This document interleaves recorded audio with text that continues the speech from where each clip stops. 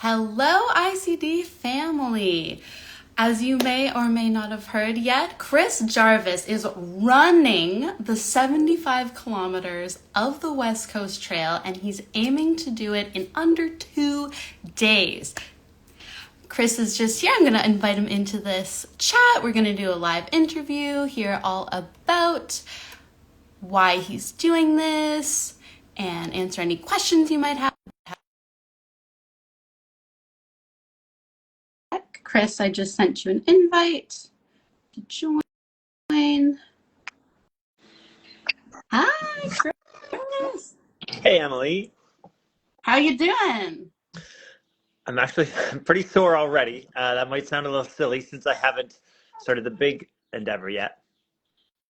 Right. Yeah. Sore already. So have you been training and preparing hard? Yeah, I think it's just the build up and body's getting mentally ready and physically letting me know what it's going to feel like. Yeah.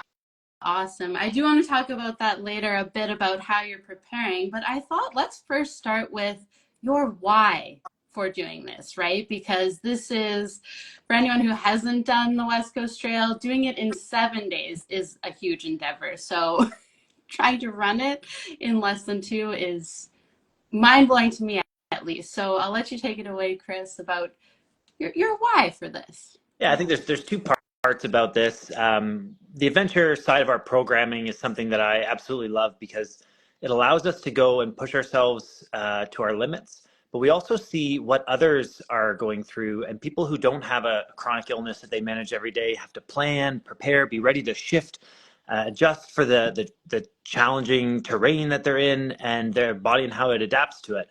And so I suppose for that reason, living with diabetes, I know how hard this can be every day.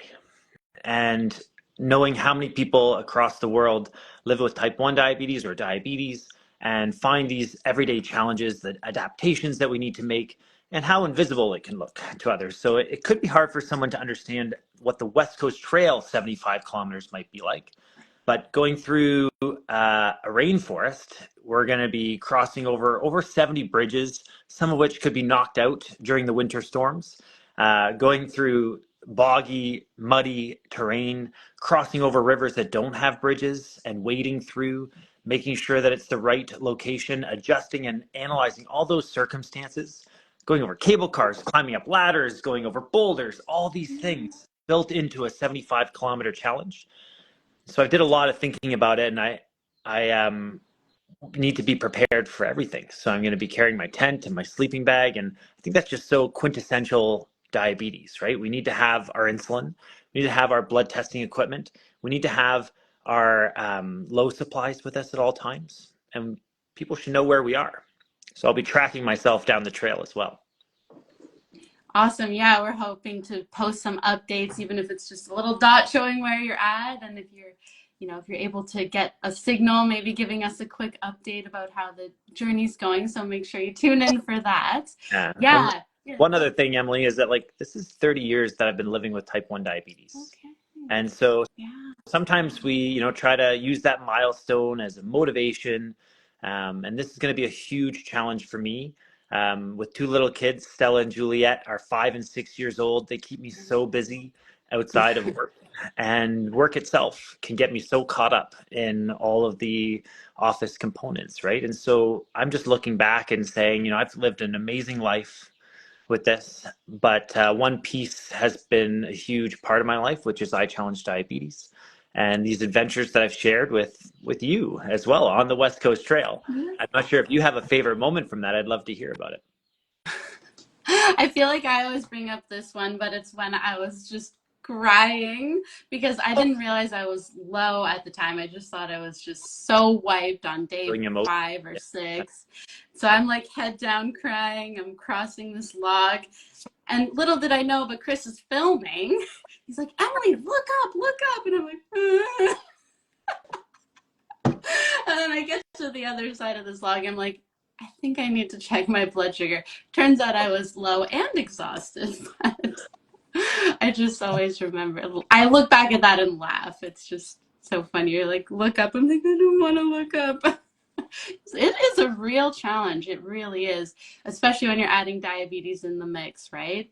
And I like how you say there's all these challenges like the ladders or some, broken boardwalks and things you've got to navigate unexpectedly. It almost feels like a metaphor of just our daily challenges managing diabetes and things coming left, right, and center, right?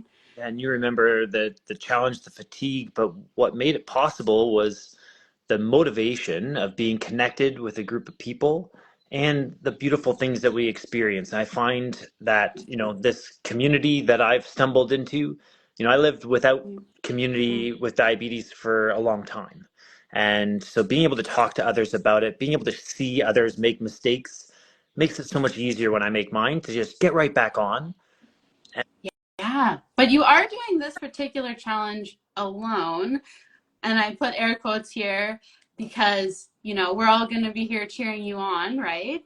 What are some of the ways we can support you as you're on your own, again, air quotes, doing this run, trying to complete 75 kilometers of hills and ladders? Like, this isn't just like a marathon on straight terrain, right? It's 75 kilometers of ruggedness.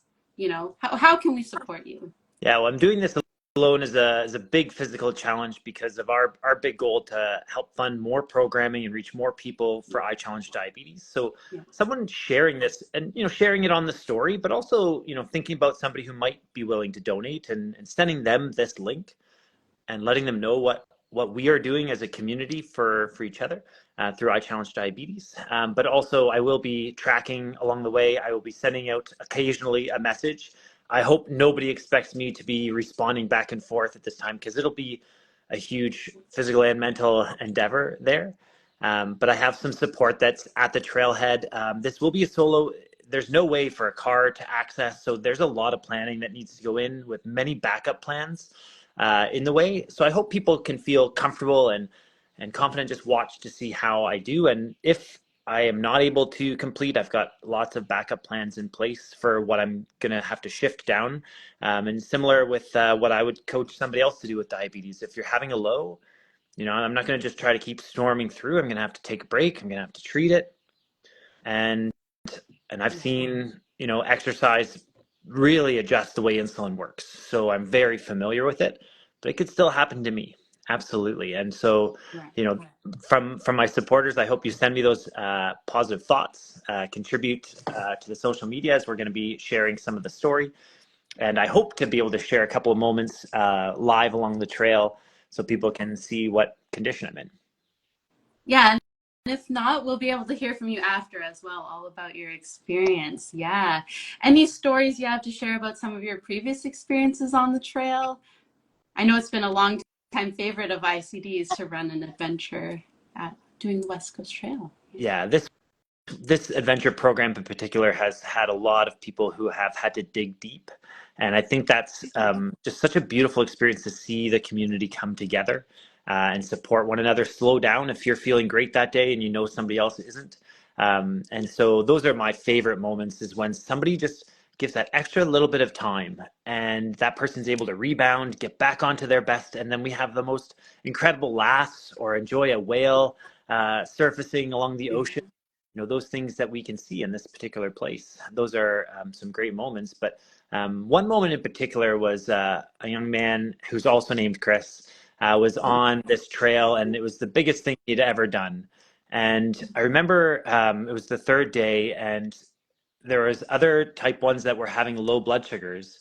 And he said to me that he had fought to stay away from lows and run high for so long because he was afraid of lows, and to see others and how they manage it, right? And how they're prepared. And it really took away some of that fear from him so that he could just start to manage his diabetes in a new, different way.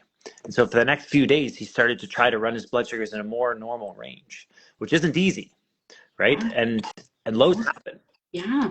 Even in Yeah. the challenging scenario, he was able to take on this initiative and try to run his blood sugars down below 10 for the first time in years. And I'm going to remember that, and it's going to keep me motivated.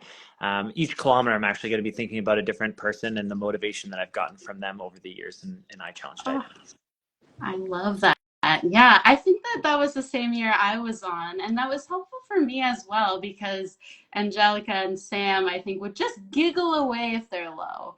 And I'm like, oh, okay. Like, meanwhile, I'm over here all angry if I'm low, right? Like, I want to keep going. I don't like feeling this way, but just being able to see them just accept it and just laugh and share their Skittles and then move on. Like, it really is a powerful mindset shift, right? Yeah, I Yeah. actually messaged Samantha and Angela about that. One of those moments as well where I came across them sitting there sharing Skittles and having a giggle along the side of the trail. And yeah, those are the skills that we learn from each other, right? Is how to adapt to these challenges.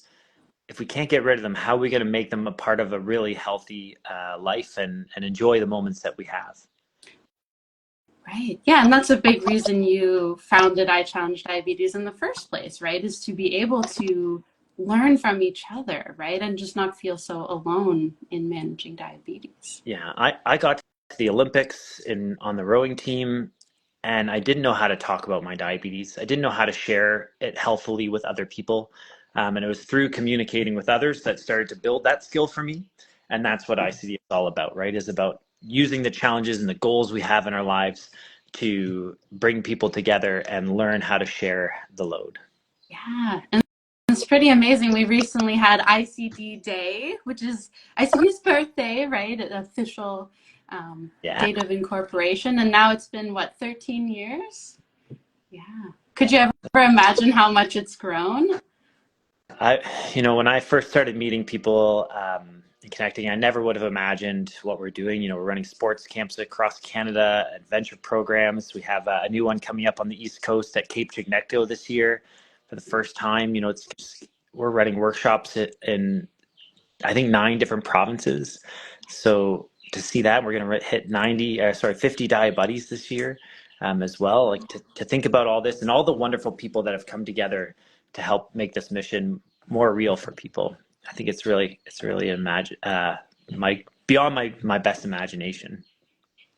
Yeah, it's really incredible to have seen how it's unfolded. Yeah, I just had seen a question here.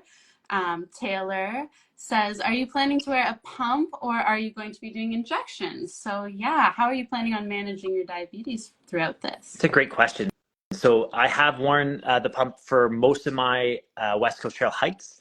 The rain that could be there could make it very hard to put a pump back on. Um, I have seen it very, very wet in this rainforest, right? So May in the rainforest, there was one year where 1 in 4 people made it to the end of the trail. The rest were evacuated. So, anyways, the point is, I will be bringing my pump on, ready with a sensor. I'll be wearing the G7, and I will also have a backup injection device as well, the Insujet that I'm going to be carrying along with me. Yeah, always good to have a backup. I feel like us type ones always have like backup for our backup and then another backup for that, right? Yeah, Yeah. and I want to make sure that I'm packing light, but I've got to have the things that I'm going to need for backup. So that's a great question, and I'll probably have a few different options for low supplies, but also try to use the food intake to manage. So I'll probably be down around 15% of what I would normally be taking insulin wise throughout the run, just to try to manage because my insulin under this kind of demand of running will make it a lot more powerful. So I'll have to eat a lot of free carbs essentially. Right. How much are you estimating your pack will weigh? I know when we've hiked it, so not ran it before, you've had up to a 90-pound backpack, carrying food for the whole week for the whole group. I imagine it's not going to be quite that heavy with you running it in a shorter time, but what do you think you're looking at? Yeah, well, I had considered, could I do the whole thing without sleeping? Somebody's asked me that a few times. I did think about it, but the reality is, if anything happened, if I twisted my ankle, which there's so many obstacles to overcome, if I had too many lows, I'm likely to have to sleep along the trail. So that means I have to carry my tent, my sleeping bag, and at night the weather can be so much colder than during the day, right? So I'm going to need to have some extra warm clothes if it is raining, all those things. So I'm probably aiming at about 25 pounds for my pack, which Wow. So is that's another layer of like a running fair bit 75 that kilometers. distance. Yeah. Wow. Well, we're all cheering you on. I'm certain of it. And we can't wait to hear how it goes. Does anyone have any other questions while we're on here? I'm just checking the chat here. Yeah, one other thought, Emily, is that you are an adult with type 1 diabetes, and we've gotten a lot of questions in the last couple of years about whether or not our adventure programs are open for adults. And certainly we have had some adults that have a fantastic time living with type 1, or sometimes a older sibling or a parent joining a younger person with diabetes as well. So you can check in if you're interested in that. Yeah, I feel like it's truly inspirational for any age what you're doing, right? And if we even look at again, the challenges we face just in daily life, it's like, okay, if Chris can take this on, then I can do this, you know. Oh, Tracy says, are you wearing Crocs on the trail? The world wants to know. You want to give the backstory for that one as well? Taylor, it's nice to see you on here. Hope to see you again, Taylor. Okay, so I don't think I should address the Crocs question. The Crocs question is a little bit ridiculous. Essentially, in order to keep the team together, I had to wear some Crocs for a good portion of a very difficult section of the West Coast Trail. But then I was able to get boots back on about the halfway point and completed the trail all together as a team. And yeah, it has been too long. And that was the moment. So people started calling me Chris Crocs down the trail because it's a little unlikely. Yeah, the Crocs are only recommended for, at night when you've reached your campsite. Do not recommend hiking the West Coast Trail in Crocs. It was an extreme circumstance that you ended up doing that. This will be a different type of challenge, right? That was a challenge in itself, I'm sure. But Yeah, absolutely. Yeah. And any other final words about how you're preparing for this, either physically or mentally, right? It's like, what's your mindset Well, going in? just for anyone, I mean, this is my personal challenge for my 30-year diversary, and I just hope that everybody thinks about how they can challenge themselves, how they can get out there and enjoy life and stay motivated, because it takes a lot of motivation to live with type 1, just daily uh, health challenges and the work that we put in. So I feel it for all of you out there, and I also hope that you're putting a big smile on your face with something that you love, get motivated, and find people around you. Yeah, I feel like I'm gonna have to go for a hike, at least a mini version of the one you'll be doing on the same day in honor of you. Yes. Well, I Yeah. look forward to seeing you then. All right. I don't see any other questions necessarily coming in. So as we mentioned, if you'd like to support Chris, make sure you tune in next week when he'll be taking on this challenge. Send in your words of encouragement.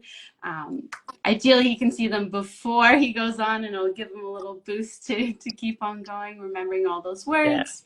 You can also donate to support the campaign at the link in our bio.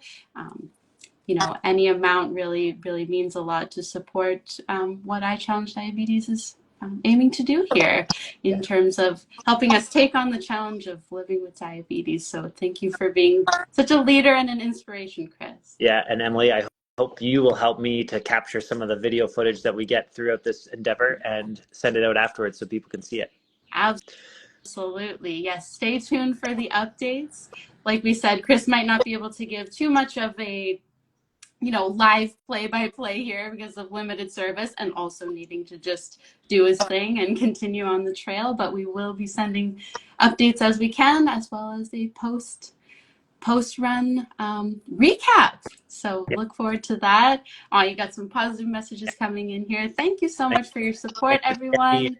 Brandon, and the girls. And Andrew, if there's a VW at the trail end for me, that'd be a nice cozy ride to get back. Perfect suspension for those back road trails. Look forward to it. Oh man, that ride back is just like it's a bumpy All road, we'll part just say of the. that. All right. Well, All thanks, right. everyone. Thank you, Chris. Thank you, everyone. Bye for now.